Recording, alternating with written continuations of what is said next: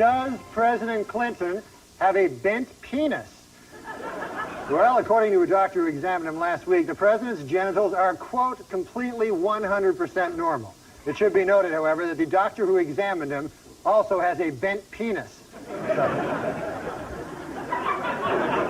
That may color his findings a little. As his last stop on the trip, the president met in Buenos Aires Thursday with Argentinian President Carlos Menem. During the meeting, Clinton asked Menem to continue with economic reform and protect democratic freedoms. Menem, in turn, asked Clinton to show him his bent penis.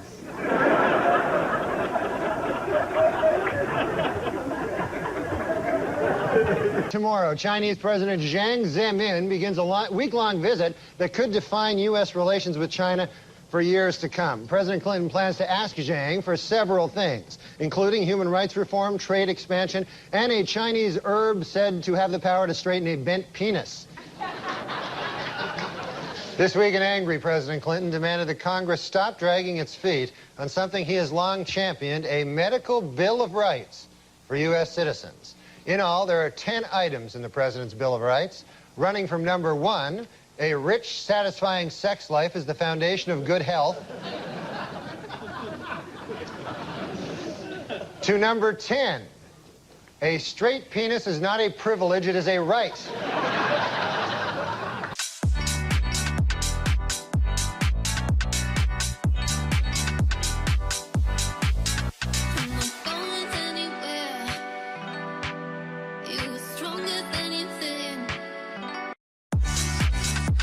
I have to know one thing before you go today. I know there are other questions, but you say that you there were distinguishing characteristics on the president's private parts. For America, please tell us what that is. Well, we've got to know. Well, it was like that. Oh, God. It was. It turned. Okay, that was it. Thank you. Well, My phone. But I'll tell you, man, you got, especially when elections are around, you got to have a lot of, and you're a comedian, they expect you to know things nowadays. You know what I mean? It didn't used to be like that. Like during the Vietnam War, they wouldn't go, wonder what Red Skeleton thinks on this. But nowadays, like I've heard, they go, the comedian is the modern day philosopher, you know? Which, first of all, it always makes me feel sad for the actual modern day philosophers who exist, you know? They're working, trying to come up with their philosophy, you know, and they go, God damn, you ever hear of this nightclub comic? He's doing some very good work on tautologism, or what the hell you say. I hate fake humility. The idea of like somebody being good for the cause or the resistance or whatever. First of all, that's meaningless. The fucking, you know, you got to go back and look at all that Norm Macdonald shit. You know that interview Norm Macdonald did where he was like, oh yeah, everybody thought Hitler was hilarious prior to him running to power, you know, or like getting into power. There was comics about him and everyone thought he was a big joke. And then he did the Holocaust. So there goes your notion of comedy being powerful. That's like, the one where he's like, Norm rules. If you tell me one, right. If you tell me one socially relevant joke that's funny, I'll give you $1 million. Norm fucking rocks. If they're like, what about all this identity-based comedy, like Aziz and Amy Schumer? He's like, yeah, everyone expects comedians to be modern-day philosophers, which I think is really insulting to modern-day philosophers. People go to school and study philosophy. He's like, you're not a philosopher because you try to fuck waitresses.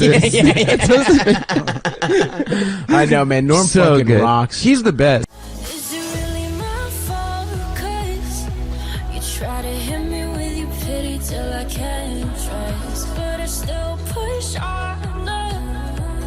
Got me changing my ways, trying to fit poison my. There was a thing I read about Woody Allen, and he went on the stage, and a lot of the people did much better than him, and he was upset, and his manager said, no, it's what you leave on the stage. That was his remark upon Woody Allen. And so I always thought, well, a guy like Andrew Dice Clay would destroy, you know, and have me hitting the wall, as you say. but then afterwards, maybe you'd feel a little queasy. Whereas you kill, and then you leave something nice on the stage. You know, it's one thing to make people laugh, it's another to make people smile. Wow. I did a stupid thing one time. Okay, he's ready to talk. This was my big statement I threw over at Atlantic City on the boardwalk. I threw 60,000 into the ocean. What? No way. Yeah, to quit. That was my thing. I'm going to quit. Why didn't you just quit and keep the 60? It was supposed to be like I felt like I was in a movie. Wow. That was a symbolic kind of a thing. Like, was it yeah. money or chips? That was What's money. that? Was it money? Holy shit. I said chips, and he goes, "What's Wait, that?" so you threw 60 grand? Because you had a moment where you're like, this is cleansing. This is like, it's just- to the ocean, I committed. The same way a drug addict would throw his drugs Sure. into the ocean. Right. How To long make after it left your hand did you regret it? I regretted it pretty quick. See, I would have thrown the fucking dealer into the. That's how I would get over it. I'm Those always surprised stone-faced idiots. I'm surprised that people like dealers don't get Killed. Hey, so I was at the fight. I was at the Pacquiao. Yeah. And I almost made a bet. Yeah. I almost made a bet that it would go the distance in Mosley's favor. Almost. Wow. But I was a little bit afraid. Tell everybody what your bet was, Norm. I bet Pacquiao to win. 25,000 to win 3,000. Wait a minute. How is that possible? You put down $25,000. Yeah. Maybe lose 25,000 to win 3. Yeah. But I won 3. What? Was it that it would a knockout or what was the actual No, bet? it was just that he would win. But I got scared because like I was so happy when Mosley went down, and then all of a sudden he got up. And then I was scared because, one punch can end it at any moment, Yeah. And no, that's the most money I ever put on a fight. And also, I don't know nothing about boxing. What did you go by? The commercials or his karaoke singing or? How did you pick Pacquiao? Well, usually I kind of went against my instincts on this one because usually I pick the bigger, blacker guy. But in this instance, I met him, Pacquiao, and he seemed unbeatable. Yeah, he is. Pound for pound. Yeah. Unfortunately, the other guy weighed more pounds. Now, have you ever lost? Have you ever been devastated and lost like a big bet? I've lost everything I own 3 times. Tapped out? Yeah. That happened to me 3 times, but since I've gotten control of it since. But one time, man, actually after you lose everything, sometimes you kind of feel good. It's odd. But you feel like clean. You go, hey man, I feel all right, But my car's gone, my house is gone. You know what? I'm all right. I'm cleansed. I don't have my watch anymore. But one time I had nothing left. I was in my room, and I was like, I walked by the Coca-Cola machine. I love Coca-Cola, Yeah. So I said, I'm going to have a frosty Coca-Cola, But I only had 65 cents to my name, right? And it costs $1. So I hatch this plan. I'll go down to the nickel slots, and I'll make myself $1.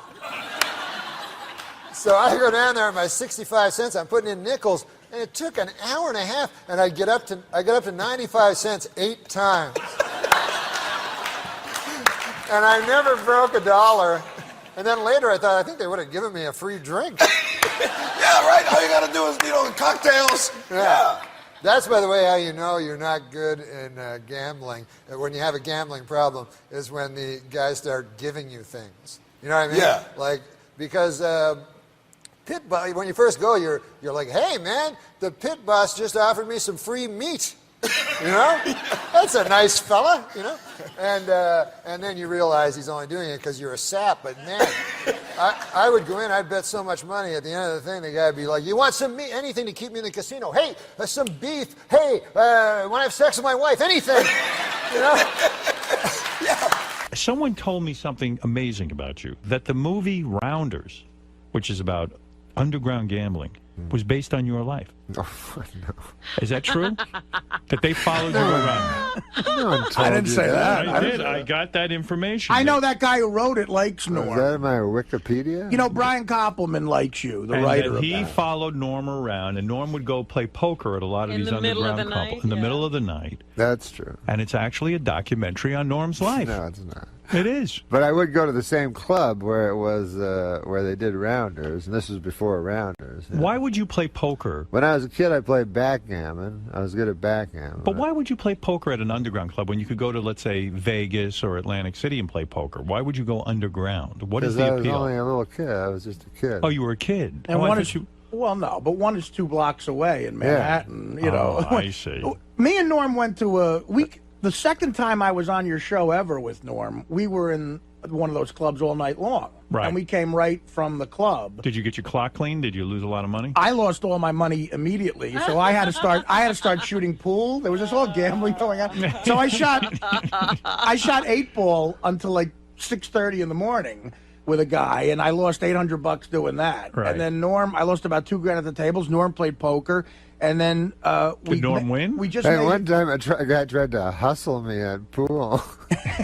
Are you good at pool? Norm's No. good at pool. No, I mean, you're no, not very good. But it was just we're just playing like bar pool, like we're drunk. We're all drunks. This was when I was young, you know. But you play for a lot of money. No. This is when I had no money. Yeah, okay. So I'm playing this fucking. Oh yeah, right. Yeah, you're okay. Well, I'm playing this fucking pool hall, and this big giant black guy. It doesn't matter what color he was. Yeah. All right, but it helps the story. Giant black like guy. Forrest Whitaker in The Color of Money. In The Color of Money. Yeah. So he comes. No, but he's dressed like he has all this stuff, and he has 2 girls with him. You know, and I'm all drunk. I'm like an idiot. You know, with my friends playing pool. So he goes, I'm next, you know, so he puts his like fucking 4 quarters down. Yeah. And so then he goes, here, let's play. So the guy, he has his own stick, you know. Oh, boy, you're in for trouble Yeah. then. So we're playing, and he's missing by only like a millimeter every time, you know. But I win, I beat him handily, but like he's the worst hustler of ever, right? So we play for $1. So then he goes, now we're playing. He goes, now we're playing for $100. Like it goes up to 100 from 1, and I just beat him every fucking. So I go, no, I'm not. What? I go, I'm not playing. I'm taking my $4 I'm all and going drunk, you know. I go, I'm ahead $1. I was kind of an idiot. Yeah. I go, I'm ahead $1, you know. I'm not playing you anymore. Ah! And so the guy goes, he's all mad. So then another guy played, and then stupidly I gave my friend advice, and then the big giant guy hit me with the cue across my head. Wow. And I looked up, and the cue stick was right in my head, and he goes, I break people's bones for a living, motherfucker. Why? Oh, whoa, you're kidding me. Yeah, that was He my sounds story. like Football Williams, that guy. I was like that. Oh. But Norm, So that was my story about my Norm, pool hustling days. you should keep that one to yourself, the pool hustling story. But Norm, shouldn't tell that on radio. Yeah. But Norm, I don't understand something. You go to these underground clubs and you play these cards, and it's a lot of money. You're talking about a couple of grand, right? You're talking about maybe I lost 20, A 30 couple of grand. You're talking Got 20. 160 million. It's like, you're talking about. It's like when No, but- Johnny Carson tried to be like, "What's a loaf of bread cost nowadays?" Is this crazy? No, I'm saying I got news for you. It's like $2,000. It's like $2,000. I wouldn't gamble $100. Yeah, but he's not a gambler. I've seen I Howard don't get mad over understand $10. I don't like to gamble. I find it insulting. That, in other words, I find making money, you know, is a very, especially where I grew up, is a very hard thing for a lot of people, and it's a tough thing. And to just piss it away in a gambling situation, My old man felt the same offends way. me. Yeah, And my father would think that too. right, but you play for big bucks, right? I mean, No, 20, 30 I'm grand all a clip, I'm right? trying my best. Well, you don't remember what happened with this place when we were there all night. Yeah, tell the truth. And we were there. I don't know what Norm played that night. He was playing all night. I lost $2,000 myself, you know. Right. But so we came here, and Norm accidentally said the name of the place. Oh fuck! Do you remember that, Norm? Yes, because the guy did not care for that. A guy called up. And said, "Yeah, listen, Norm, Like later in the forgot afternoon, he about said, "Listen, that. we appreciate you coming here, but we don't have a fucking publicity department. We're not looking for customers. Looking for that. Can I say the name of the place? It's not The there. Mayfair. No, don't say it. It's not there anymore. The Mayfair. It's not there they anymore. closed No, it. it's a famous place now. Yeah. The Mayfair. Yeah. Well, But Norm, I think Howard's right in the sense that guy Koppelman, who wrote Rounders, he's a good guy. I know him too. Yeah. He likes you. No, he and was there sort all of the hung time. around. Yeah, he played at where. Well, why couldn't it be his own story if he was there? I might be involved. I knew a guy that was in the movie, Joey Bagels. yeah. What I hear is that it was based on you. Yeah. Legitimately, He would yeah. watch Norm while he played. Is it true you're betting English Premier League soccer or some sort of weird? I have bet soccer. That's not a lot of fun because no, it doesn't sound like it's 90 minutes. 20 minutes into it, you're down 1-0. You're in a lot of trouble. Right. The chance of them tying it up, let alone winning, they only have 70 minutes left. So what other stuff did you wager on? I wagered on. Is that the weirdest? You bet on tennis? Oh yeah, I bet tennis. Golf? Obviously golf. Yeah, I bet everything. What do you do? What's your strategy for golf? I made a lot of money betting against Tiger when he was. They had a weird bet in Vegas for a while when Tiger was so dominant. It was anybody but Tiger. Oh, I like that. And the odds were always skewed because they know that people always thought Tiger was going to win. Right. So the odds would be you get him at 1-2 or something like that. Yeah. Because everybody would go into a sports book like tourists and go, "Hey, I can bet on Tiger plus that pays 2.5 to 1. That's a good deal, you know." That's what how they also get the Red Sox and the Cubs fans that way. Oh, it's like if Daniel goes to Vegas, he's got some family member or something saying, "Hey, when you're there, can you put 20 in the Red Sox for me?" Yeah. Those are the two teams that everybody does that for. So they jack the odds really low. And also the other. How do they know which team is going to play? Because they know which team's going to show up. Their goal with the futures. Oh, you mean not if they're playing each other, but no, yeah, the future, the World Series. Oh yeah. Yeah, put 20 in. Oh yeah, of course, the odds would be low. Yeah. And the other team they do that with, the Lakers. Right. Because you get so much people driving in from Los Angeles to Vegas, so they know they can skew the odds. Yeah, that makes basically sense. toward the Lakers. Hey, what about this? What if I always wondered this. When you drive from Vegas from Los Angeles to Las Vegas. Yeah, usually. And then there's that thing where you hit the Vegas border. Yeah. And it's a casino, right? I don't know what that town's called, but as soon as you cross. It's that town. It's like for people who have such bad gambling problems, they can't wait to get to Las Vegas. I got to pull off now and bet. I can't. But don't you think it's happened where a person has flown in from some former country, got to L.A., driven, seen that, figured it was Vegas. Oh, and just spent the weekend there? Yeah, and then came home. Does it have a rock in the name? It's like something rock or rock. Yeah, something, it is rock something. Red Rock or Little Rock, Arkansas. Oh my God! Explain to me. Daniel's not exactly Watson over here.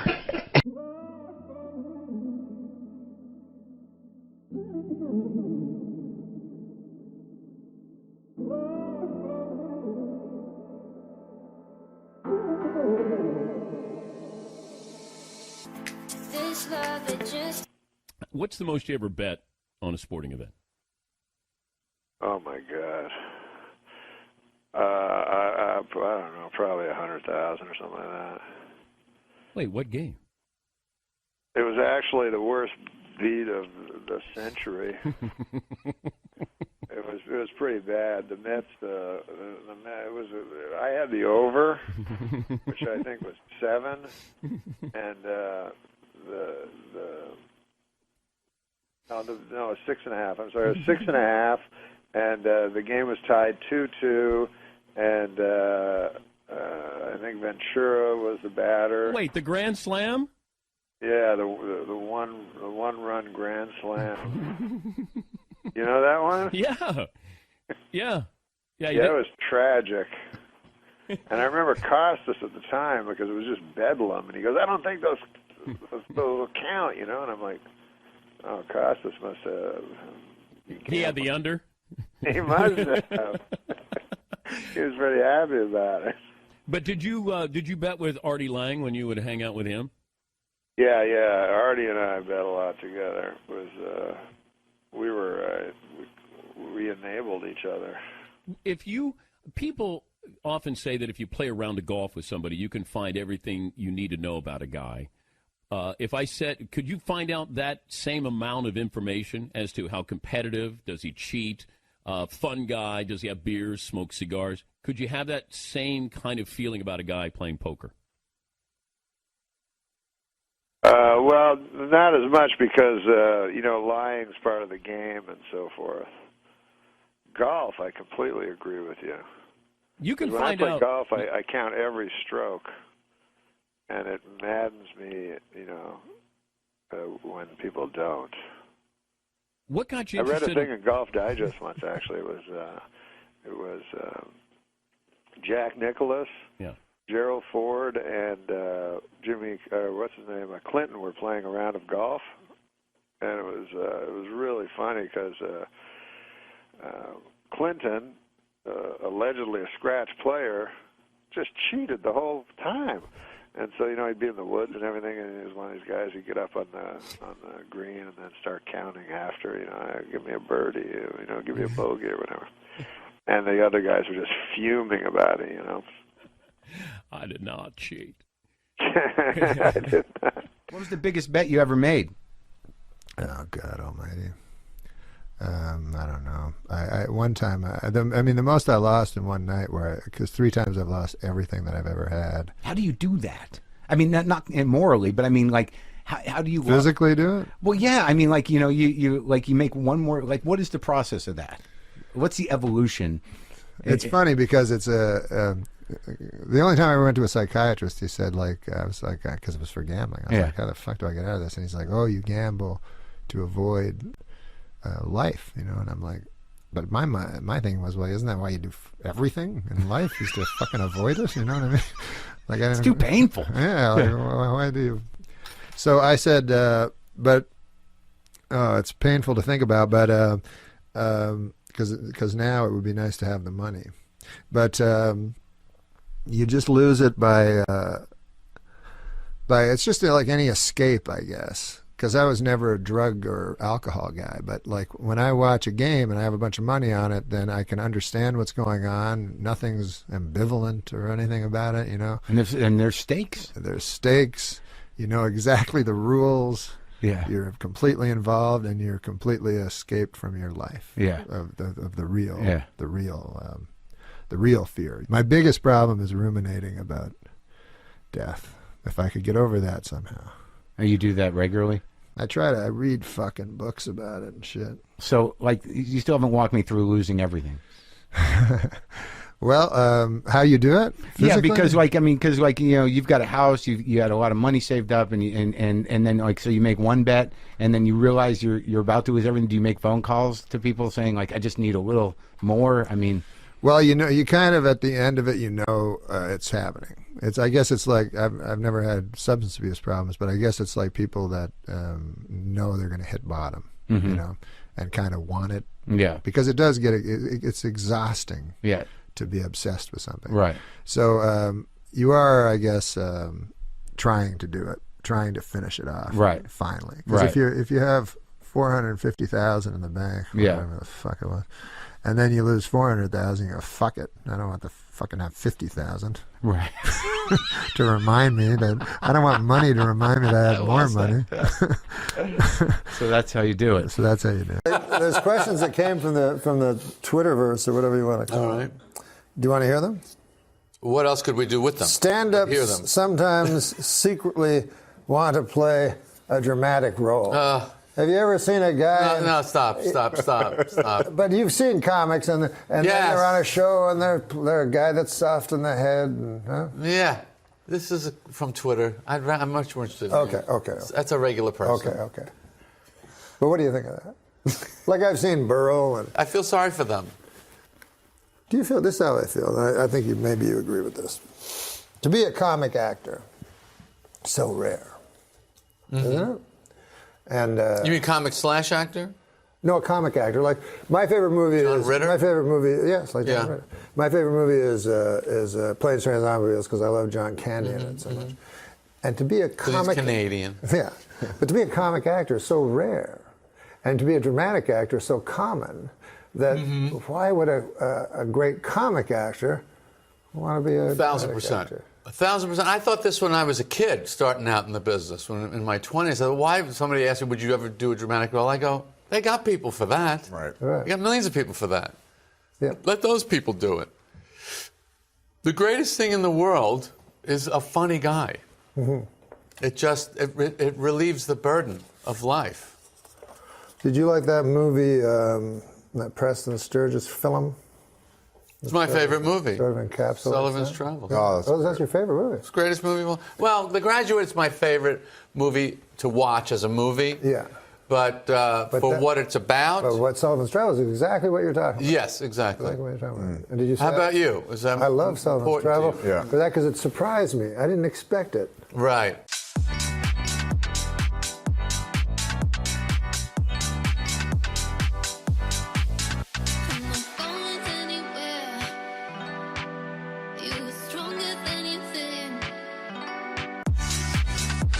What surprises you about me? What surprises you about me? You mean just during this interview? Just in general. You seem kind. That's surprising? Uh-huh. Because I would think you were cold. Right. And yet you're warm. Oh, thank you. And in your eyes? I always go by eyes. Again? I always go by eyes. You should. I'll put it in sports terms why you got fired. You were fucking with OJ too much. That's exactly why you were fired, man. Well, I don't know. That's his buddy. Yeah, it's his buddy. Yeah. Well, that's why you got canned. OJ's a good guy. I mean, he's not. Potential jurors for the O.J. Simpson case were asked to fill out a 75-page jury questionnaire this week. In the entire state of California, only one person got a perfect score. Chow Ming Wu, who after the trial plans to attend Caltech. By the way, you can now purchase a bronze statue of the Juice for only $3,395. And for an even $5,000, you can buy one that Al Cowlings has kissed the ass of. O.J. Simpson's new fitness video was released this week, and hitting the shelves next week, Simpson's newest video, Dorf on Stalking.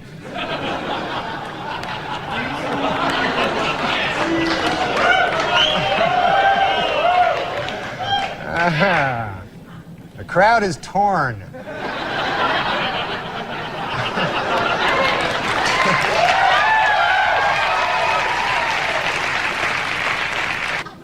According to retailers, the most popular Halloween mask this year is O.J. Simpson. And the most popular Halloween greeting is, I'll kill you and that guy who's bringing over your glasses, or treat.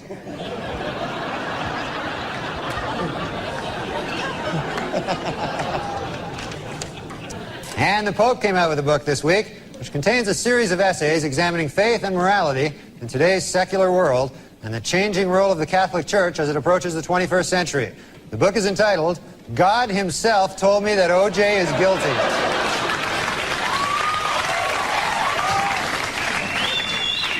In other book news, Prince Charles released an autobiography in which he states that he never loved Princess Di and that his father pressured him to marry her. The book is entitled, Of Course O.J. Did It. I mean, come on.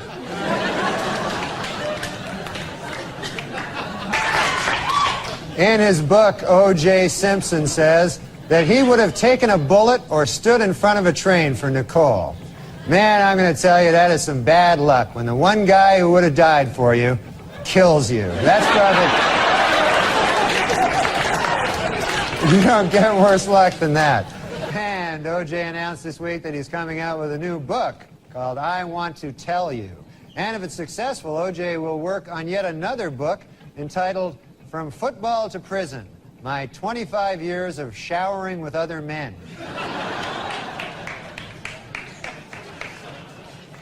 And finally, in honor of the 50th anniversary of their first publication, Random House will be releasing special commemorative issues of many Dr. Seuss classics.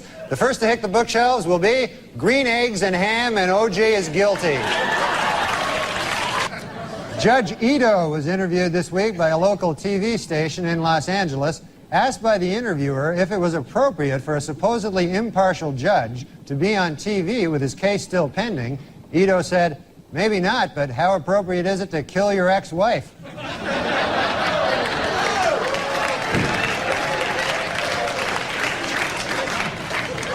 It was revealed today that O.J. Simpson told police that Nicole Brown Simpson used to beat him up. He also claimed that she and Ron Goldman killed him.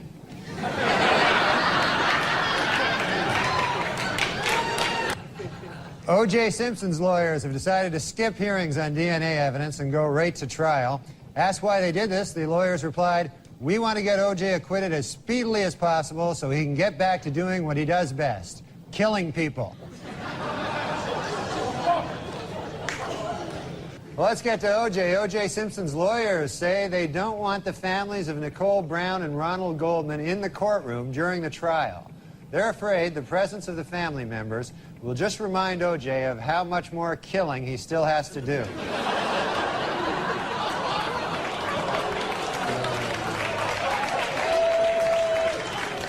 Well, O.J. Simpson's lawyers stopped feuding this week, finally. The Dream Team, F. Lee Bailey and Robert Shapiro, were able to put aside their differences and express their admiration for each other after O.J. threatened to cut their heads off.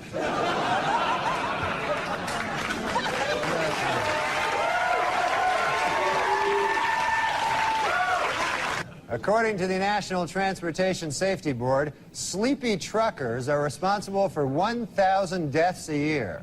In second place, O.J. Simpson at 2 deaths a year. It was revealed this week that defense lawyer Johnny Cochran once abused his first wife.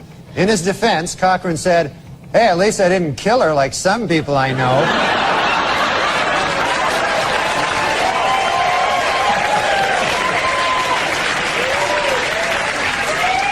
Tomorrow, Judge Lance Ito will take O.J. and the jury on a tour of the now famous crime scene. For the jury, it will be their first look at the actual location. Of course, for O.J., it will be just a case of been there, done that. Judge Lance Ito was happy with the jurors' field trip to the crime scene last week. It went off without a hitch, said Ito. Not one murder. O.J.'s pal Al Cowlings now has a 1-900 number. For $2.99 a minute, Cowlings will tell callers that O.J. is innocent. And for $3.99 a minute, he'll try to do it without laughing.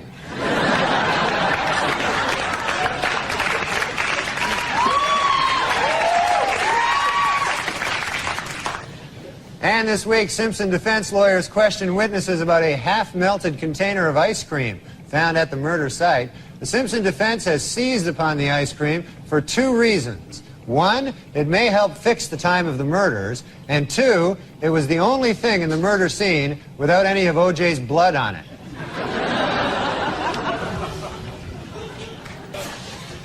To illustrate the point that their client is running out of money to defend himself, O.J. Simpson's lawyer said this week that if he had to do it over again, after killing his victims, O.J. would now rob them as well. Was O.J. Simpson high on speed the night of the murders? Absolutely not, said defense attorney Johnny Cochran today. And a simple test of any of O.J.'s blood found at the crime scene will prove it.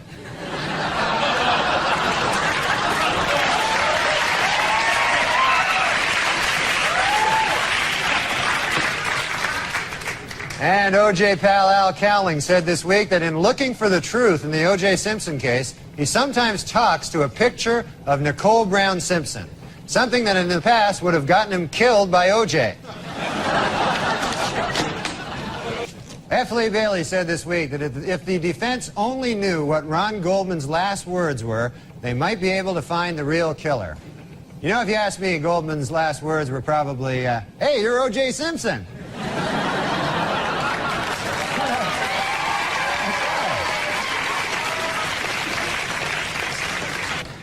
Oh no, O.J. has struck again. How about that? Not a good thing. And in court this week, Cato Kalin testified that O.J. Simpson did not appear angry before or after the period of his wife's murder. But Kalin admitted he could have been a touch edgy while he was actually murdering her. Might have been a... Hertz Rental Car Company announced this week that it will buy 520,000 vehicles, increasing its worldwide fleet 24%.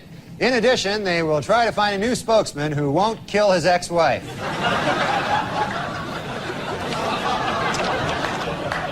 This week at the O.J. Simpson trial, the infamous bloody glove was finally introduced into evidence, and O.J. didn't help his case any by blurting out, "There it is, I've been looking all over for that thing." What's that? Testimony during the final week provided some spellbinding moments. In a brilliant move during closing arguments, Simpson attorney Johnny Cochran put on the knit cap prosecutors say O.J. wore the night he committed the murders. Although O.J. may have hurt his case when he suddenly blurted out, hey, easy with that. That's my lucky stabbing hat."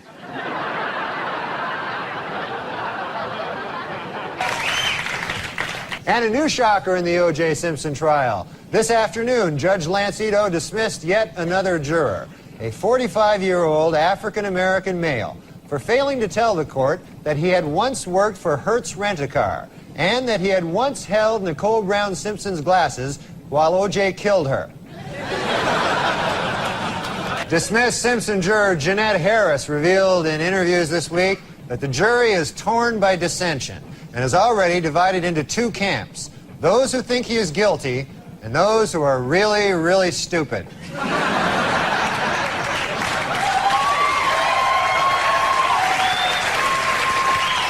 A bad week for the prosecution at the O.J. Simpson trial. Under intense cross-examination by defense lawyer Barry Scheck, LAPD crime expert Dennis Fung admitted that he may have contaminated the crime scene when he accidentally dropped a big bucket full of O.J.'s DNA. Our top story tonight, this week in the O.J. Simpson trial. After grisly photos of the murdered Nicole Brown Simpson were shown in court, O.J. turned his head away and wept. It was at that moment that he realized he would never be able to kill her again.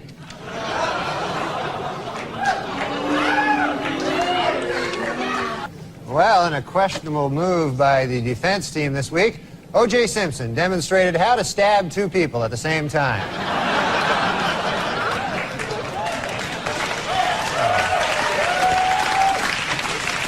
Remember 12 Angry Men, the classic courtroom drama? Well, the first film about the O.J. Simpson case is in the works. It's entitled 9 Angry Black People, 2 Scared Asians, and a White Guy Who Hasn't Spoken Since Rosa Lopez.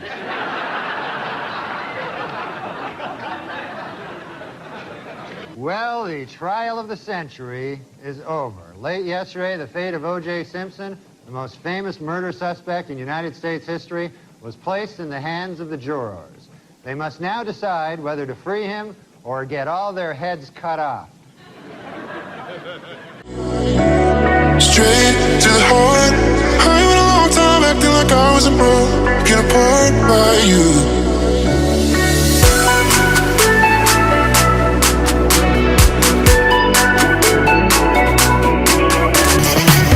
Thanks, I'm Norm Macdonald, and now the fake news. Well, it is finally official. Murder is legal in the state of California.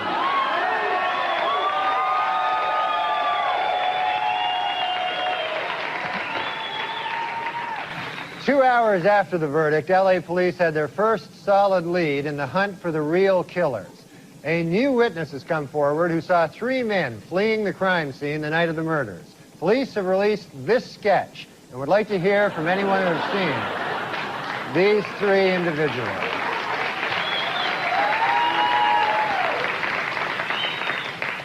On Tuesday at 1:15, the moment the Simpson verdict was delivered, Court TV scored its highest ratings ever. An hour later, the channel went out of business. Well, that covers the main developments in the O.J. Simpson case this week. And after all, other important things are going on in the world. Now more O.J. Simpson. When Simpson trial juror Gina Rodborough returned home this week, her little girls were delighted to have her back. And no wonder. She lets them get away with murder.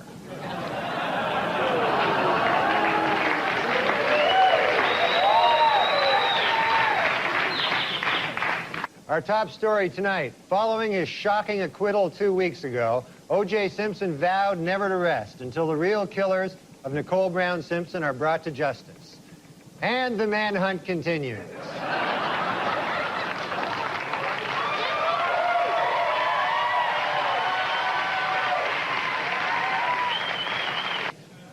After initially vowing never to rest until his wife's killers are brought to justice, O.J. Simpson this week changed his pledge slightly.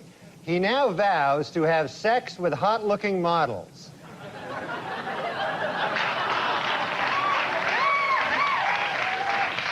Meanwhile, this week, O.J. took girlfriend Paula Barbieri to see the erotic murder mystery Jade.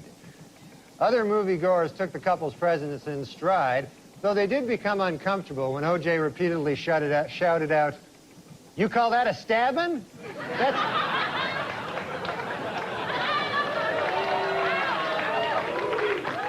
Simpson had been discussing marriage with girlfriend Paula Barbieri, but reportedly she has called the wedding off. Her fear was that if they married, she would be brutally murdered. And then someone would try to pin it on O.J.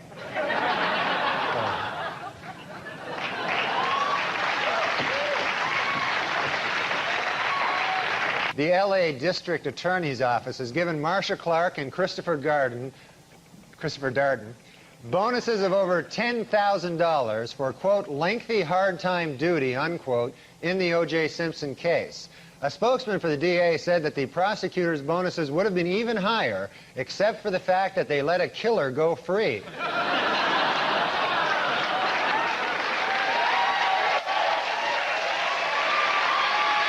According to a report out this week, O.J. Simpson is still extremely angry that Robert Shapiro began writing a book while he was defending the football legend. However, Simpson is extremely pleased that he got away with killing his wife and that waiter. A down-and-out O.J. Simpson, depressed that all of his money-making ideas have failed, has decided to go back to doing what he does best, killing people.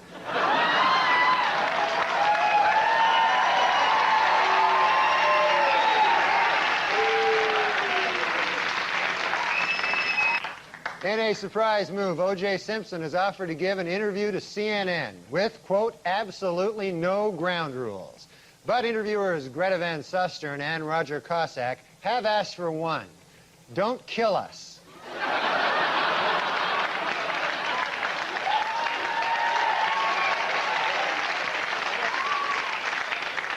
In sworn testimony this week, Paula Barbieri admitted that she had broken up with O.J. Simpson the very night Nicole Brown Simpson was killed. Boy, that had to be a tough day for O.J., huh? First he gets dumped by his girlfriend, then Colombian hitmen kill his wife. Man, that's... You gotta...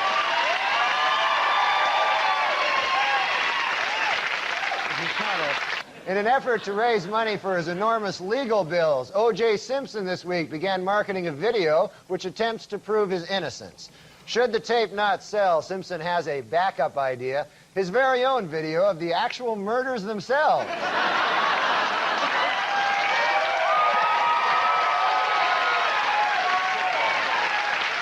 This week on NBC's Dateline, 3 members of the Simpson jury explained their not guilty votes and argued that if Simpson had killed his wife, there should have been blood stains all over his gate, front door, and light switches. Also this week, Simpson friend Al Cowlings released his video, How to Get Blood Stains Off Gates, Front Doors, and Light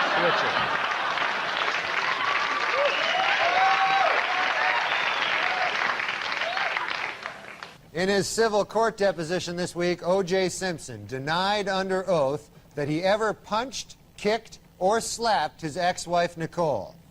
Oh, great. As if O.J. isn't busy enough tracking down the real killers. Now he's got to track down the real wife beater, too. This guy is crazy. And in Brentwood, O.J. himself was spotted manning a lemonade stand with his daughter, Sydney. Asked by reporters why sales were so poor, O.J. replied, beats me, and then he went back to cutting lemons with a giant knife.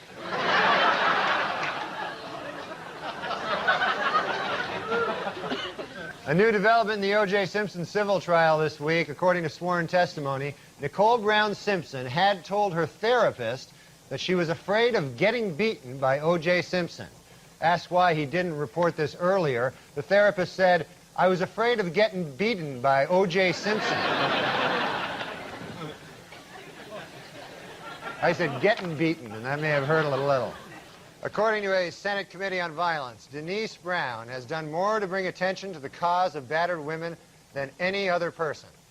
Well, almost any other person. Once again, O.J. gets the short shrift.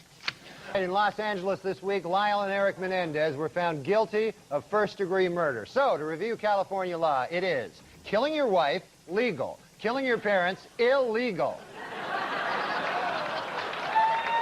A shocking new development in the O.J. Simpson case. Late this afternoon, a high-ranking official in the Los Angeles Police Department admitted to Geraldo Rivera that the police did conspire to frame O.J. Simpson for the murders of Nicole Brown and Ron Goldman.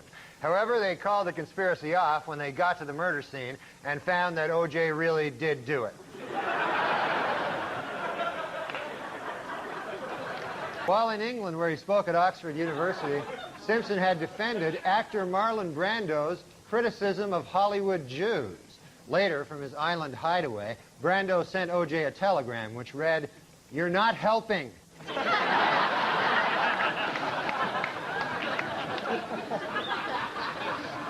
Arriving back in the U.S. after his week in London, O.J. Simpson was asked by a reporter why he hadn't spent Mother's Day with his children. A visibly annoyed Simpson replied, "Idiot, I didn't spend Mother's Day with my kids because I killed their mother."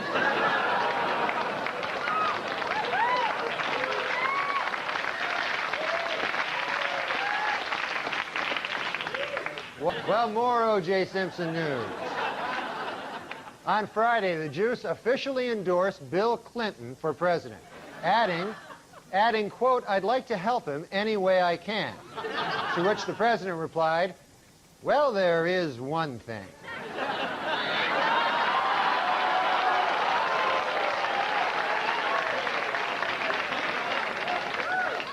In Los Angeles this week, the defense suffered a setback in the second O.J. trial when Simpson was ordered to turn over a secret videotape which lawyers say contains proof of his guilt. What's on the tape? The first O.J. trial.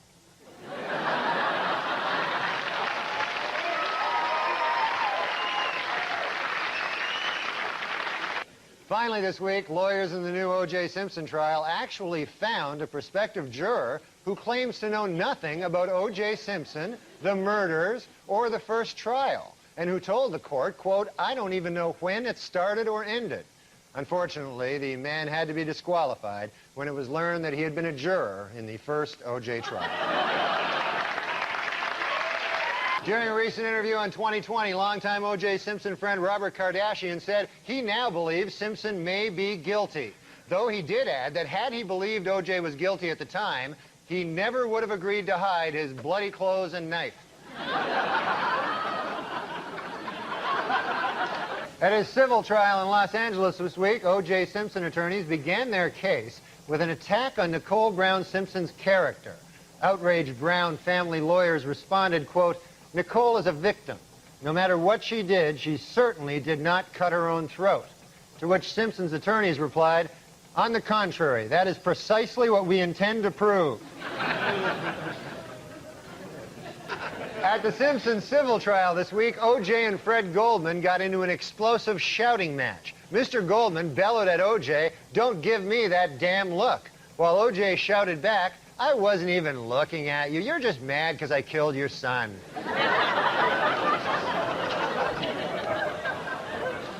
Against the Jets last week, Buffalo Bills running back Thurman Thomas broke O.J. Simpson's career rushing record, and the week before, he surpassed Simpson in career touchdowns. Next up for Thomas, an attempt to kill 3 people at once.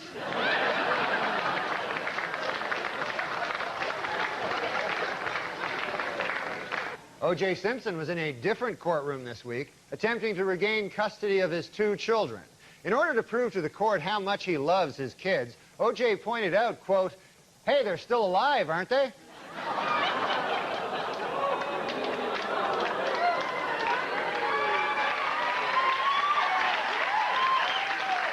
This week in Los Angeles civil court, an FBI expert testified that shoe prints left by the killer exactly matched shoes belonging to O.J. Simpson.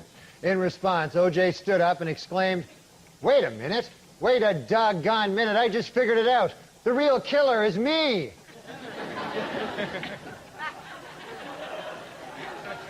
According to researchers in Australia, koala bears have fingerprints so close to those of human beings that they could easily be mistaken by police at the scene of a crime. It should be noted, however, that the research was funded by O.J. Simpson. So, our top story tonight comes from the O.J. Simpson civil trial, where this week it was revealed that in his first interview with police, Simpson had refused to take a lie detector test. His reason? It detects lies.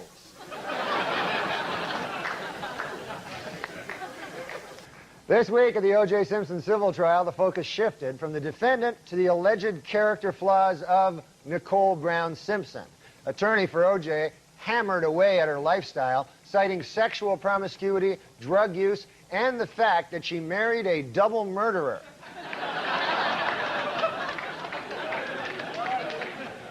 Meanwhile, Simpson defense attorney Robert Baker argued that a dark spot in a crime scene photo was a, quote, mystery shoe print, suggesting that there were actually two killers. O.J. hopes this will support his theory that he did not act alone.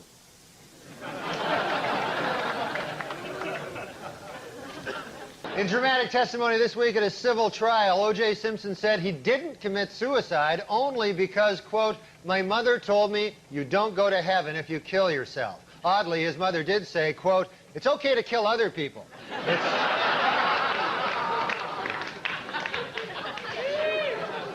In a unanimous verdict this week, a Santa Monica jury found O.J. Simpson liable for the wrongful deaths of Nicole Brown Simpson and Ronald Goldman, awarding the plaintiffs damages of $8.5 million. Reacting to the verdict, Simpson insisted that he has nowhere near that amount of money and that his only remaining asset is 30 pairs of Brunei Mali shoes. The announcement of the verdict came toward the end of President Clinton's annual State of the Union address, and to many observers, completely overshadowed the event. Even the president was distracted during his speech, waiting to hear exactly how much it costs to kill your wife.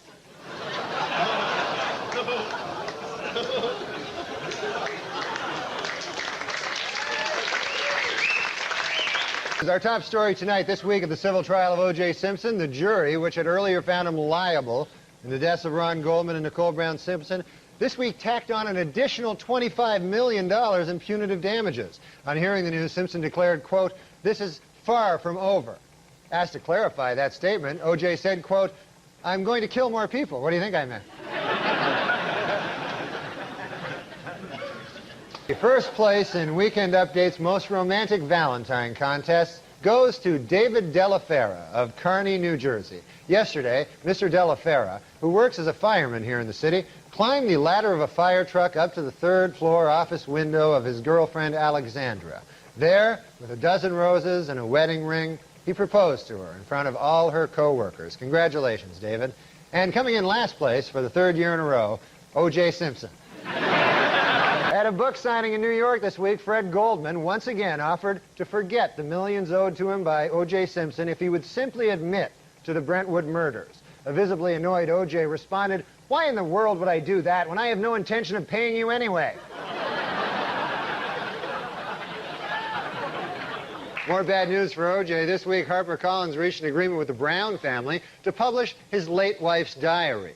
Especially troublesome to Simpson is this final entry. Dear Diary, I have to run now because O.J. is here to murder me. And also the guy who returned my glasses. I think he might murder him, too. Also this week, a California newspaper revealed that O.J. Simpson was awarded custody of his children mainly because a court-ordered psychological test showed that he is a loving father. It should be noted, however, that the same test also showed that he was a loving husband.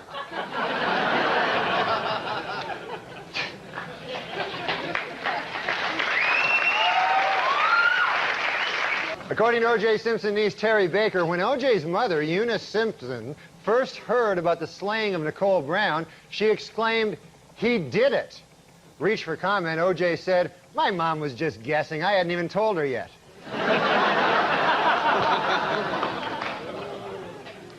Boo. Meanwhile, O.J. himself may have some explaining to do. For months, he has denied hiding financial assets, including valuable sports mementos, from the Brown and Goldman families. But earlier today, Simpson pal A.C. Cowlings was stopped as he tried to leave the country. In the backseat of his Bronco, police found O.J.'s Heisman Trophy, disguised with a tiny fake beard. More bad news for O.J. Simpson. This week, a Los Angeles court ordered him to turn over his Heisman Trophy to the Goldman family. In addition, the same court may order Simpson to surrender a coffee mug inscribed, "World's Greatest Husband."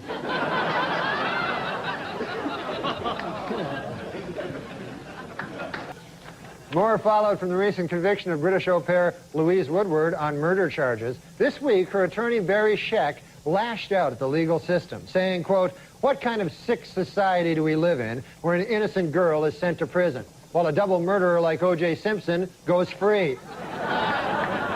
Kind of a... In a statement with profound legal implications, the FBI announced this week that for the first time, its experts can now identify an individual with 100% accuracy through his DNA. And really, when you think about it, the timing could not have been better, said former football great O.J. Simpson. He was good on the gridiron.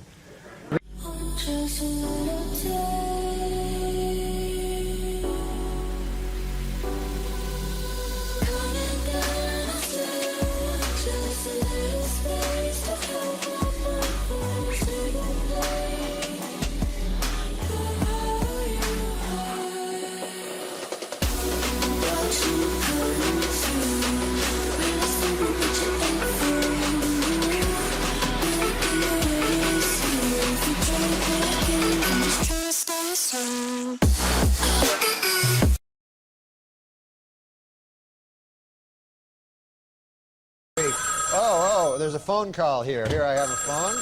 Let me see now. Who would this be? Hello? Hey, Norm, what's up? It's OJ. OJ! Hey! Hi, OJ. Hey, what have you been up to? I just got back from the movie. Oh, the movie. What'd you see? Beautiful girls. Oh, yeah. Who's in that again? Oh, you know, Uma Thurman, Lauren Harlan, Mira Sorvino, Rosie O'Donnell. Rosie O'Donnell's in Beautiful Girls? I know, Norm. I was nonplussed myself. Anyway there, Juice. Hey, how's it going with the manhunt there for the killers? Oh, Norm, don't ask. Not good, huh? That is an understatement. I'm no closer to finding the real killers today than I was when I started. It's like they vanished into thin air. Oh, well, give it time there, OJ. You know, it can't be that bad. Oh, believe me, it is that bad. Sometimes I feel like I might as well shut down the whole investigation. Oh, come on now. Hey, did anything ever come out of that lead you picked up there about the shadowy figure leaving the crime scene? No, you're not going to believe it. It turns out that was me. Well, so I guess that's a dead end, huh? Yeah. Well, hey, how about that guy that was seen running back to your house by limo driver Alan Parks? Oh, guess what? That turns out that was me also. Oh. Well, what are you going to do, huh? Nothing you can do. Sometimes you just have to laugh. Anyway, Norm, while I have you here, I was going to ask you a favor. Oh, yeah, sure, Juice. What is it? I produced a video dealing with some of the inconsistencies in the evidence, and I've been having trouble getting the 800 number out on the airwaves. Really? I'll put it out. Okay, that would be great. It's 1-800-555-0165. Oh, okay. That's 1-800-555-0165? Right. 1-800-555-0165. Okay, 1-800-555-0165. Okay. Hey, what's the video cost there, OJ? Was it like $100? Oh, no, it's $29.95. $29.95? Good Lord, that's nothing. Yeah, well... You're practically giving it away. We're trying to price it so that the average person can afford to buy it. Well, OJ, the question's not can the average person afford to buy it. The question is, can the average person afford not to buy it? Well, we think it's a quality video. Well, the price is certainly right. Hey, let me ask you a favor, OJ. Can I give out that number one more time? Sure. Okay, then. That's 1-800-555-0165. Right. Okay, Norm, I'm gonna let you go. Okay, Juice. Hey, take care, buddy. O.J. Simpson, everybody. O.J. Simpson. O.J. the Juice.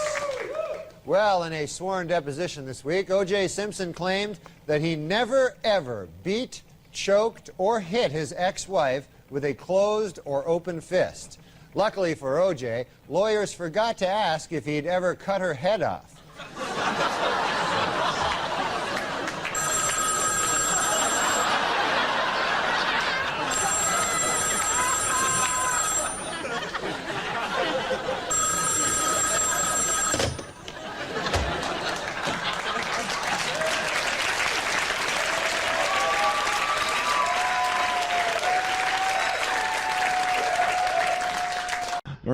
Norm used to do a lot of jokes about that, going back in time to kill Hitler. Yeah, but he said like he just thinks he would go back and he would be converted. He would just fall into the gaze of his dark black eyes. Dude, the people always fucking want to murder Hitler with their time machine, right? But then I feel if I got back there, I'd be afraid of falling under the spell of his fucking beautiful eyes. It's true. You and want oratory, and be then, locked in the gaze. yeah, and then I join the fucking party, That's knowing his me. thing. He gives you his full attention. You're like, whoa, wait a minute. Maybe there's Norm, something to this guy. No, but before you ask another 420 is one of my favorite comedy clips. We came up with that on the way to the studio. It's we were just so like, good. I was like, dude, you know what I'm talking about? It's 420 on their podcast, him and Norm's podcast. We were, yeah. And Norm's like, look, he's like 420, and he's like, you're saying it's about smoking weed. He's like, So this is what they say. 420 is a code term used primarily in North America that refers to the consumption of cannabis and, by extension, a way to identify oneself with cannabis subculture. He goes to the Wikipedia and he's like, oh, look at this. It was a statesman from Austria. Yeah, I remember And then he starts reading about it. He starts reading about it. And then he's like, he did this. Odd-looking duck. Odd looking duck, but he has black eyes. Yeah. And then he goes, oh, hold the fort.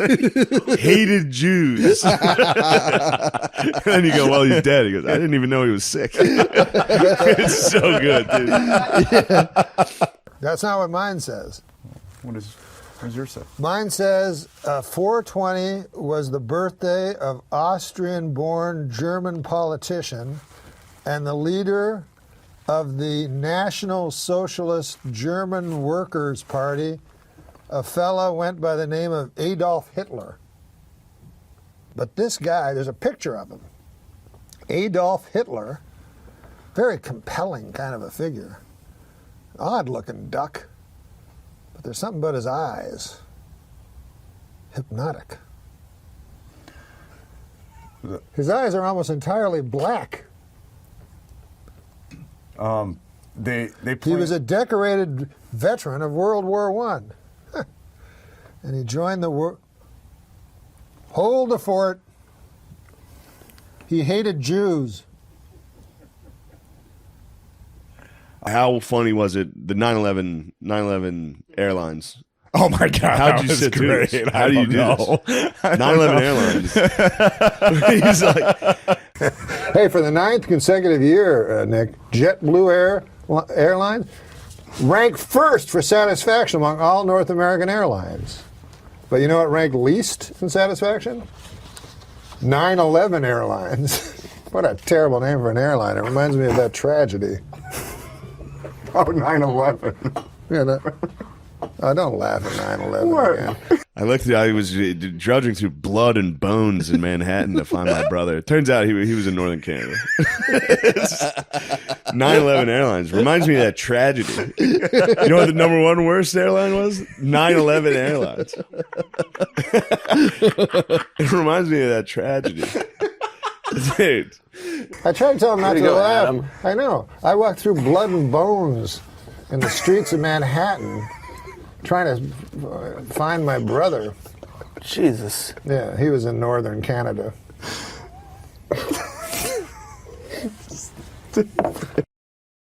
Is that when we just started, when we It was looked at you each and other Swardson. and just started Yeah, laughing? everyone was just like, what the fuck? Were you in New York when the Twin Towers fell? No, I was in Los Angeles. Well, either way, it was a national tragedy. It was. I know. 9/11.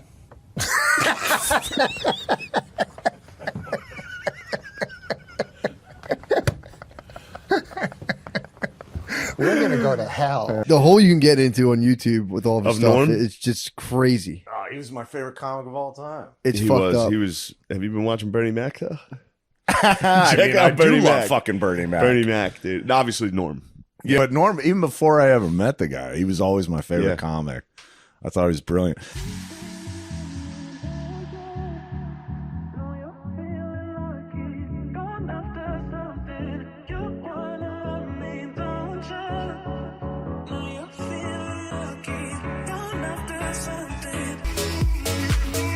Do you want to hear my impression of the That's going to be you if you don't lose weight. You want to hear my impression of the 9/11 call from Johnny Carson? 911 call. Yeah, I'm sorry. Yeah. But 9/11 was a national tragedy. Yes, it was. Why do you laugh at that? You said me. Johnny Carson died Worse. at 80 years old. Okay, Johnny Carson died at 80 years old. Would you like to hear my impression? He's got a little Andy Kaufman in him, Norm. He likes to frustrate, titillate a little, but then periodically he'll say something like, "You know, I feel sorry for the homeless guy's dog, because you know the dog's thinking this is the longest walk I've ever been on." I give a guy some money out there, a homeless guy in the street, and this is a kind of odd thing. He had a dog with him. You ever see this? He's a homeless guy, but he's got a dog. That kind of odd there. Guy got no home, you know, but he's got a dog. Yeah. And the dog's really thrilled with this idea, you know. Dog's going, "Hey, pal, I can do this by myself pretty well here, you know. The longest walk in the world you got me on here. What the hell? What the hell kind of a thing? What the deuce?" One time we were in the office doing update stuff, and there'd been a news item about there was going to be a newspaper for the homeless, you know, and so we were thinking about doing some of that. So we started improvising. It was more of a scene, it's not something we could do on the segment, but it was like a tough kind of Perry White kind of editor going like, "You, Miller, I want 500 words on going to the bathroom in your pants. You, Immel, give me something. Give me a human interest thing on urine stain matter. You know, that kind of thing." Yeah. And like a lot of like photos, maybe some, you know, a little human side, you know, what are, you know, pets, that kind of thing. And so nothing came of it, and I sort of forgot we had the conversation. And then the first meeting we have after the summer, Norm comes in and goes, hey, Downey, remember that, you know, that thing we were talking about there with the, remember that thing with the newspaper for the homeless, you know, that thing, the homeless newspaper? And I go, yeah. He goes, yeah, well, you know, I was out in L.A. and I was asked to do this benefit, you know, for the coalition to feed the homeless, you know. And, you know, and I'm going, no. And he goes, yeah, you know, I did that bit, you know. They hated it. Hated it. All right, you tell me now. That's the Andy Kaufman part of the joke, or is he actually surprised that they hated it? That's what I can't quite figure with Look. I know. Jimmy calls in here periodically and says that he has bought a puppet and he wants to work material out on the show. And I'll say, well, tell me about the puppet. And it's an old man puppet who's a Holocaust denier. And it's obviously just Norm sitting at home talking as Norm. He makes no pretension to a puppet voice. I know. And I think he's Andy. I don't know. I view a lot of Andy Kaufman in there. I heard a joke. Yeah, there you go, Norm. You got it. How would it take by the night monkey? All right, hold on a second. Go ahead, Norm. No, I'm terrible at telling jokes, but a guy, he gets a genie or something that gives you wishes in a lamp, right? Yes. Right? Yeah. Okay. And so he's like, oh, no, that's not it. He goes to his whole head is a giant pumpkin. That's how the joke starts. Mm-hmm. It's like a giant pumpkin. And then his friend goes, what happened? He's like, I found this genie in a lamp, and he gave me 3 wishes. And he's like, what happened? He goes, well, the first wish I wished for like $100 million, and I got it. And then for my second wish, I wished for like a beautiful lady, and I got her. And the guy's like, yeah, but what happened? He's like, the third wish, that's where I really blew it. And the guy goes, what happened? He goes, I wished for a giant pumpkin head. You guys got it. Really, put a CD out together. You know what I really hate? You know what I really hate? If you go anywhere with him, like for a couple of days, he does that on purpose.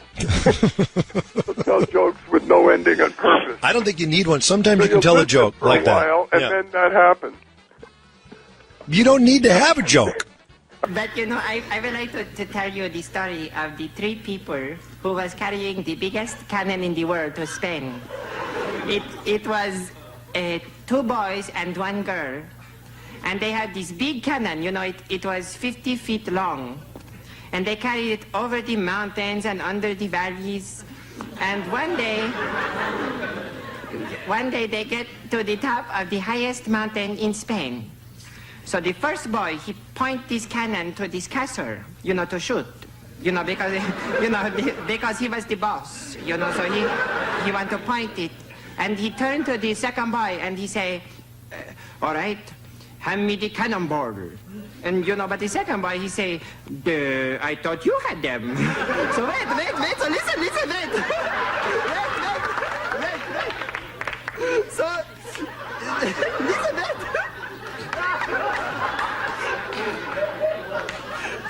So they both turn to the girl, and she say, "Don't look at me."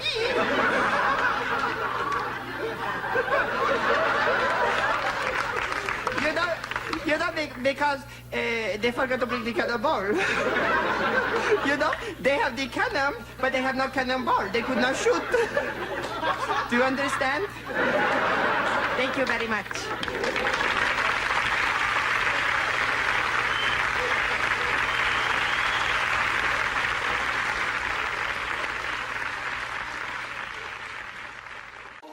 These broken pieces I hold in my hands don't have a chance to mend at all. Before they get thrown into chaos again, I try to pretend I'm whole enough.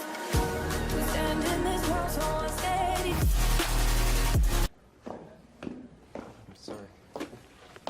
I'm sorry. You didn't have to do that.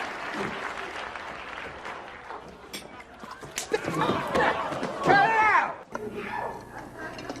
I don't know what that guy's talking about. I can't see around.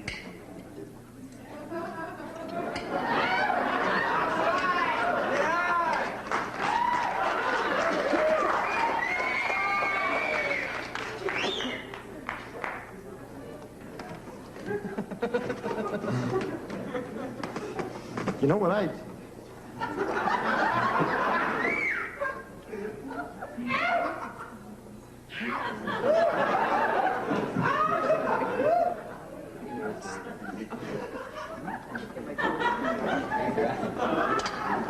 You okay?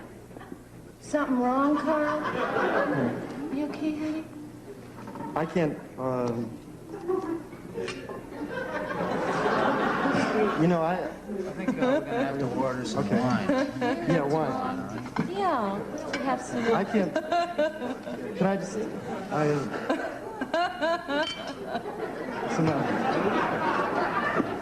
Just say it. I can't play. I can't play stoned. I feel really stupid. You feel stupid. She's great. She's great. You feel stupid. I feel very stupid. You feel stupid. I feel great. Oh, let's have some bread. Yeah. Yeah. What? I feel stupid. You feel stupid. I feel very stupid. No, because where are you going? Well, I don't know. I think I'm gonna.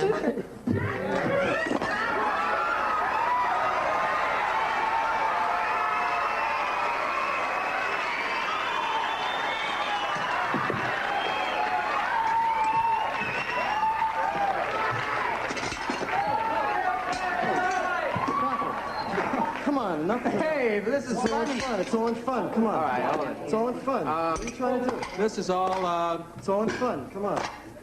Where are we now?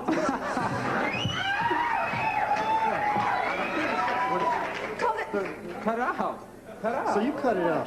Well, why do you have to push this in my face? Well, why do you have to push this in my face? I'll put it all in your face. in the show. That's why. Why? So what do you have to? So what do you have to? Come on. Look, I'm just trying to have fun. Everybody's so uptight around here. Everyone's so uptight around here. I don't understand. Bobby, go to commercial, man. What? I don't know. Why do you have to be so uptight? What? Rod, work up to the. Come on, man. Hold on.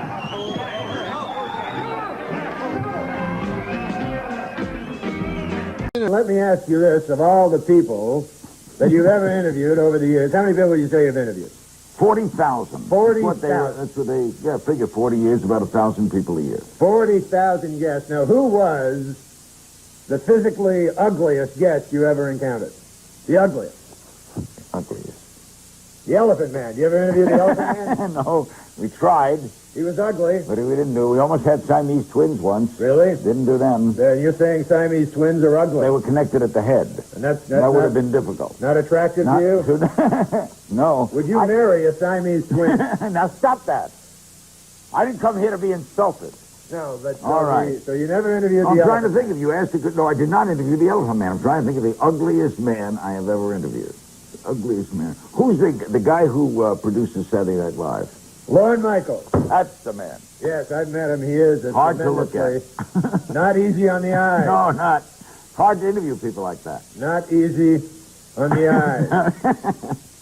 So you're saying, Larry King, that you find conjoined twins ugly? At the head, yes. At the head, they're ugly. At the hip, they're not ugly. But at the head, it's grotesque. It's grotesque. Don't you think it's grotesque? No, I find all humans beautiful.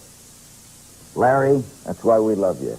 In a recent interview, Jane Pauley recalled how back in the 70s, she coined the phrase bad hair day. In another recent interview, Larry King recalled how back in the 70s, he coined the phrase bad face day.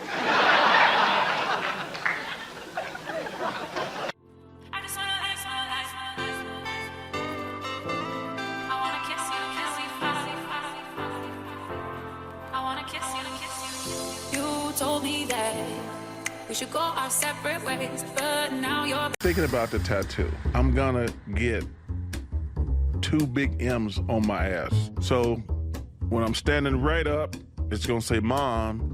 When I stand upside down, it's gonna be Wow. What do you think? I'm dumbfounded. Mom and Wow. It's just an M and an M. I know. Where's the O? I had to go there, didn't I? Yes, you did. You know the joke about B.B. King's wife? No. You don't? No, I don't think so. B.B.'s having a birthday, so she wants to surprise him. So she goes to the tattoo parlor. She says, put a B on one cheek and a B on the other. So the guy does it. She goes home. B.B. comes home. She opens the door, bends over, drops her shorts, and says, surprise!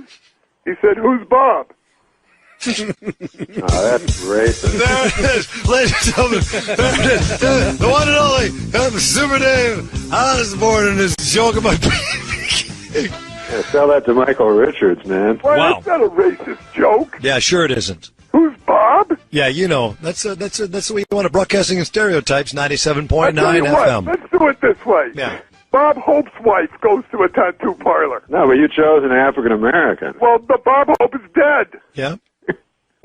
Go ahead. And she says, put a B on one cheek and a B on the other. She comes home. Bob Hope comes home. She bends over, pulls her pants down, and he faints. Now, Bob Hope is dead. Yeah, I know. Bring me the body of the great Bob Hope. If he struggles a lot, tie him up with a rope. If he smells a bit, wash him down with soap. Just bring me the body of the great Bob Hope. Bring Me the Body of the Great Bob Hope, another song by Super Dave Osborne and Norm Macdonald. They've collaborated together on a great new CD, Music from Dead People. And this... Another endless day, nobody's gonna change. You won't ever leave.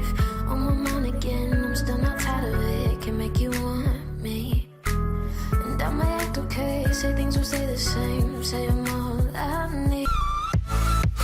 I don't know if you got enough ink for his To cover him it? and his. Yeah, I don't know if you got. Victoria, help me out, Victoria. Here we go. With the gloves on. No, you need more than gloves.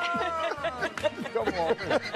Norm's tone was distinctive and unique, yes. And nobody did that. Nobody did what Norm did. You know what I mean? I talk about Norm in the show, too. It's funny, and one of the things is Norm would talk people, like we'd talk to some strange way, small talking people, and he'd be like, and then the guy'd be like, you're right, I'm quitting the job. And he'd walk out, and then Norm would go to me, I didn't tell him to quit the job. Like, yes, you did. But Norm's whole world was not just, he was making fun of you. You were part of this, the Right. suckers too. Yeah. And he'd be like, I mean, you're telling me, he would just spring you in. It was that brilliant podcast he had with Adam Egget. Yes. Where it's just, yeah. Well, I went to Norm's, his memorial service, Yeah. and Adam Egget spoke, and he killed. It was all these professional comedians. Yeah. Adam Egget went up and he goes, I love Norm Macdonald, even though if you Google me today, it says Holocaust denier. Adam Egget has the first thing. And he went on about Norm, but it was, him with Adam Egget was perfect.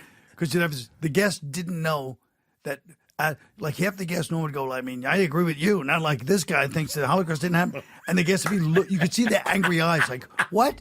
And Adam would just sit there and take it. And the guests would leave the show thinking, this guy's a Holocaust denier.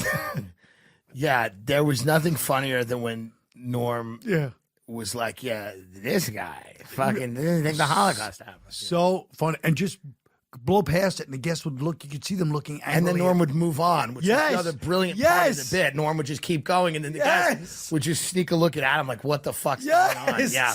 And it was and Adam, to his credit, didn't. He sometimes just tried to deny it. Usually, he'd just take the hit. Yeah. And that person the rest of their life. That's so funny. He's Jewish. Are you Jewish? Yeah. Okay, then you'll get it. Oh, okay. Okay. Half Jewish. No, I'm full. Full Jewish. Full Jewish. All right, then. But you're young, so you might not get it. Maybe. Okay, so here's the joke. Holocaust denier. I'm also. I'm not going to hold that against you. Thank you. I don't understand what complex mathematics is, but one time I was in an elevator with Norm Macdonald, and we were in the elevator with these guys, because Norm Macdonald in an elevator is very, he'll just he will literally say the worst thing you could say about somebody and then leave, and you're left there with all the people. That's his thing, one of his things. But there's two guys who were talking about some complex mathematic thing. This is in the late 90s at 30 Rock. And they're saying this, like, I didn't even understand what language it was. It was a really deep mathematic thing.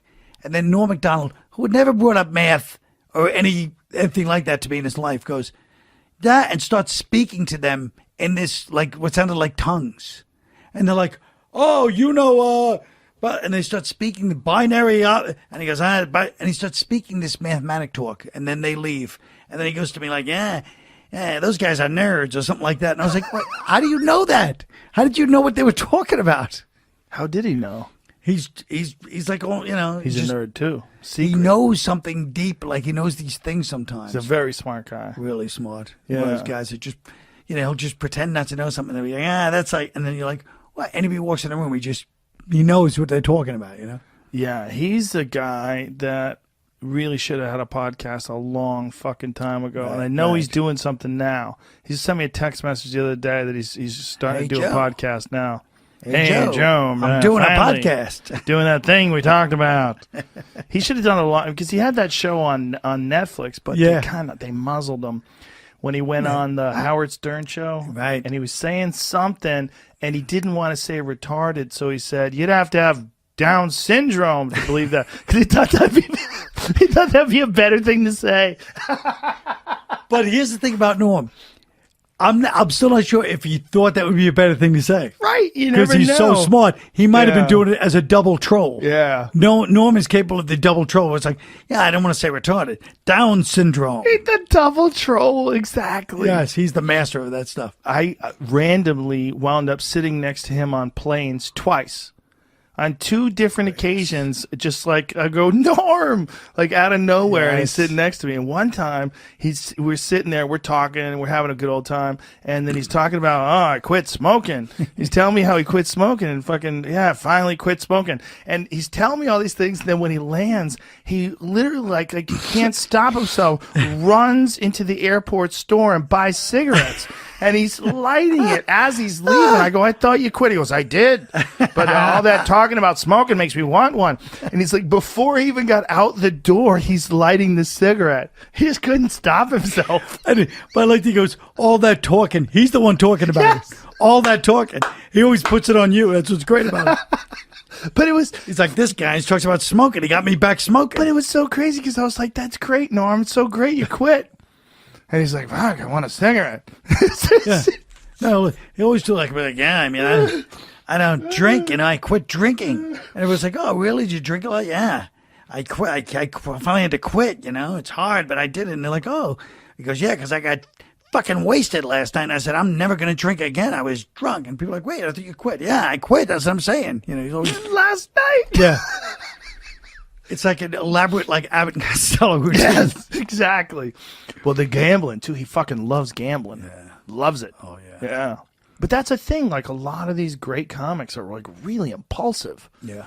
It's, like, something about, like, the ability to say some of the crazy shit that he says. Yeah. It's, you have to have this, like, hot wire. Yeah. It's just like, yeah. You just want to touch it. Ah. Yep. Oh, no, he's one for the books. Yeah.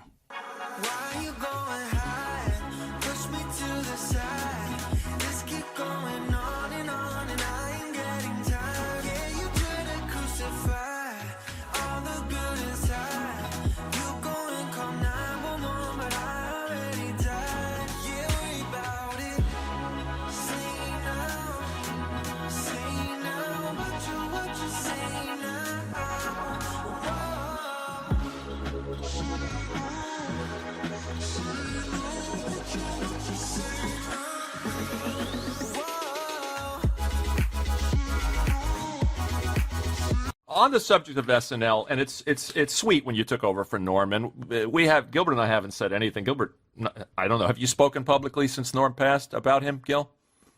I think I don't know if We haven't said anything on this show, which we would like to do now. You both knew him well, but the bartender speech when you took over, and obviously it was a very awkward period for you. Oh God! To be stepping into that role, and also a friend's job. Yes, yeah. It was like we lived in the same building too. You know how you go to your favorite bar and your local bartender isn't there? You ask, where's Jeff? Jeff no longer works here. I'm Steve. And you're thinking, hey, who's this idiot? I like Jeff. But you still want your drink? And even though Steve doesn't mix your drink the same way you're used to, like Jeff, you still like the bar. You don't have to go to a different bar. And even Steve might feel kind of bad because Jeff trained him. Did he ever say anything to you about that? Did he ever give you a blessing? He was so he was so classy in not saying anything. Yeah. You know what I mean? Yeah. So that's all. You have that great I'm Steve, what can I get you? Yeah. The bartender piece. Well, I'm Steve. What can I get you?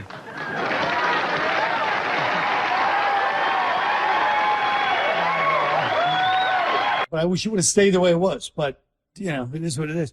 But, yeah, Norman's he's so funny. He was so distinctively funny. Nobody liked him, really. No, he had his own thing. You know what I mean?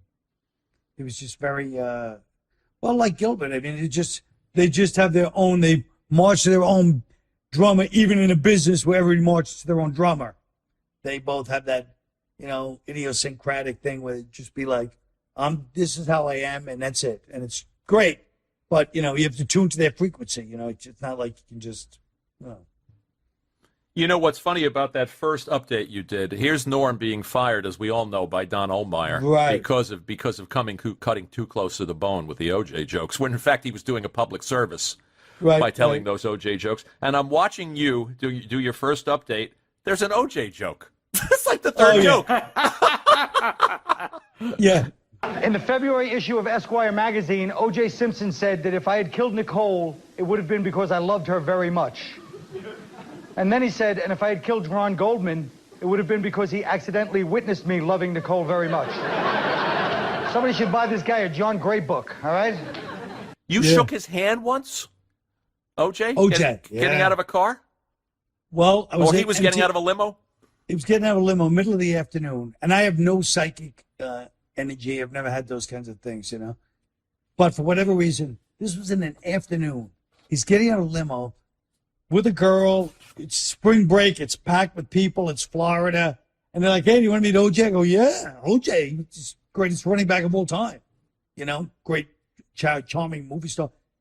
I shake his hand. He shakes my hand. And he's not even looking at me. He's looking past me. He shakes my hand. And I felt like a joke of, like, evil. I swear to God. It's like the Dead Zone. That's what it was like. That's what it was like. And I was like, I go, that was weird, OJ. I love OJ. Well, that was weird energy, you know. Wow. So you picked up on something. I feel like I did, you know. It's, of course, in retrospect, but I remember telling people at the time, so. I was also fond of, going back to your SNL bits, Colin Quinn Explains the New York Times. Yeah, that was a good one. And the St. Pat's editorial and Joe Blow. You look like you were having fun, and the best stuff is you and Norm together. That's right. That's right. There's obviously an affection that comes across on the screen. Yes, yeah, and that was the early days of it. It was great. I'm sorry we never managed to get him here. We tried, and for whatever reason, he was as elusive as you. He's more elusive. He's like, he was. I love to do it. I'd love to. And like, oh, good. How about next week? Yes. What day? And you're like, okay. Yeah. He's like, all right, call him and we'll set it up. Next week is perfect because I'm doing this. And you're like, hey, I'll say Norm. Years later, what happened? What? I thought I was going to come on your show. What happened? It's like, oh, Jesus, Norm. Well, like you say, march to his own drum. Yeah.